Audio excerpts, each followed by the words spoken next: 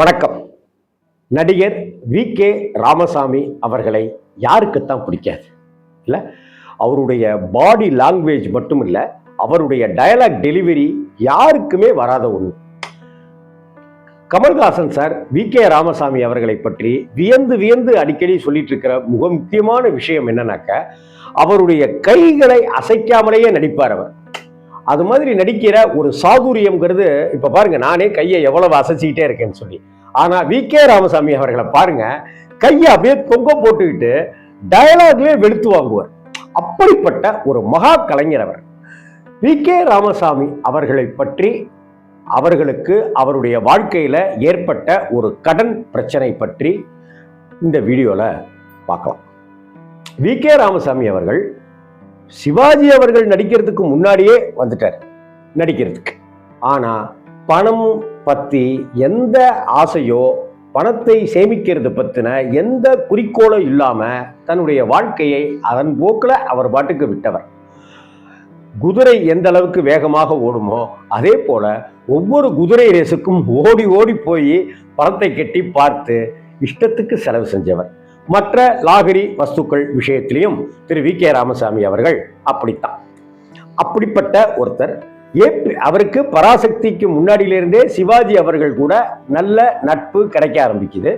ரெண்டு பேரும் வாடா போடான்னு பேசிக்கிற அளவுக்கு நல்ல நண்பர்கள். வி.கே. ராமசாமி அவர்களை சிவாஜி அவர்கள் ராமு, டேய் ராமு என்னடா அப்படின்னு தான் பேசிக்குவார். அப்படி ஒரு நல்ல நட்பு உண்டு.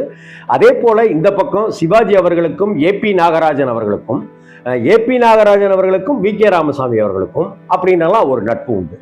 அந்த ஆரம்ப காலகட்டத்தில் வி.கே. ராமசாமி அவர்களும் ஏ.பி. நாகராஜன் அவர்களும் சேர்ந்து படங்களை தயாரிச்சாங்க. அந்த படங்கள் பல நஷ்டங்களை கொடுத்தது. ஒரு கட்டத்தில் ஏ.பி. நாகராஜன் அவர்கள் விஜயலட்சுமி கம்பைன்ஸுங்கிற பேர்ல தனியா படம் தயாரிக்கிறாரு. அதே போல வி.கே. ராமசாமி அவர்கள் தனியா படம் தயாரிக்கிறாரு. அப்படி தனியா படம் தயாரிச்சு நிறைய பணத்தெல்லாம் நிறைய பேர் ஏமாத்துறாங்க. நிறைய பணம் நல்ல கதையமைப்பு இல்லாததுனால, நல்ல நடிகர்கள் தேர்வெல்லாம் இல்லாததுனால படம் தோல்வியில் அடைஞ்சு ஒரு கஷ்டத்துல அவர் இருக்கிறார். அப்ப டி நகர்ல அவர் இருக்காரு. ஒரு கட்டத்துல அடுத்த நாள் படம் ரிலீஸ் ஆன அடுத்த நாள் அவருடைய அலுவலகத்துல ஆபீஸ் பாய் கூட கிடையாது. ஒரே ஒருத்தர் நிற்கிறாரு. அவர்கிட்ட போய் காஃபி வாங்கிட்டு வா அப்படின்னு சொல்றாரு.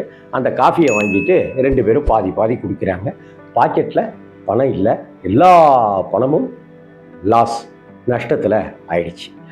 இப்படிப்பட்ட ஒரு சூழ்நிலையில இந்த சினிமா உலகமே இப்படித்தான் போல இருக்குடா. காசு இருக்கிற வரைக்கும் ஒரு மதிப்பு, காசு இல்லைனாக்கா ஒரு மதிப்பு, எல்லாம் இருக்காங்கடா அப்படின்னு சொல்லி வி.கே. ராமசாமி சார் மனம் நொந்த நிலையில பாண்டி பஜார் அந்த பகுதியில நடந்து வந்துட்டு இருக்கார். ஒரு நாள் அப்படி நடந்து வந்துட்டு இருக்கும் போது ஒரு கார் பக்கத்துல நிக்குது. டேய் ராமு அப்படின்னு ஒரு குரல் கேட்குது. வி.கே. ராமசாமி அவர்கள் திரும்பி பார்க்கிறார். கார்ல ஏறுறா அப்படின்னு சொல்றார்.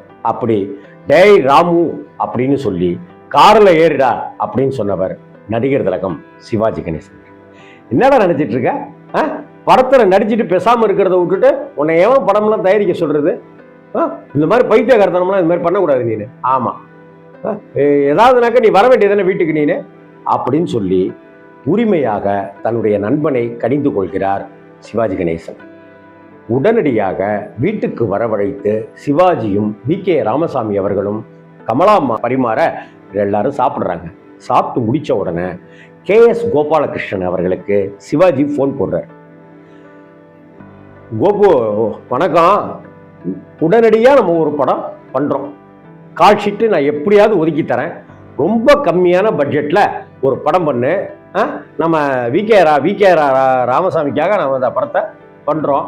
அவன் நல்லா வரணும், அவன் கடலெல்லாம் அடைக்கணும். என்ன எவ்வளவு கம்மியான பட்ஜெட்டில் படம் பண்ண முடியுமோ, லொக்கேஷன்லாம் ஜாஸ்தியாக எடுத்துக்காம, அவுட்டோர்லாம் பெருசாக எடுத்துக்காம ஒரு படத்தை சட்டு புட்டுன்னு பண்ணிடு. என்ன கதையெல்லாம் ரெடி பண்ணிட்டு வா, உடனடியாக ஆரம்பிச்சிருவோம் அப்படின்னு சொல்ல, அடுத்த 4 நாட்களில் கதை ரெடியாகுது.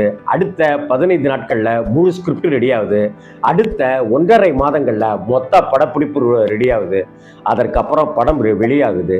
2 மாதங்களில் அந்த படம் வெளியான கையோட வி.கே. ராமசாமி சார் தன்னுடைய கடனை எல்லாம் அடைக்கிறார்.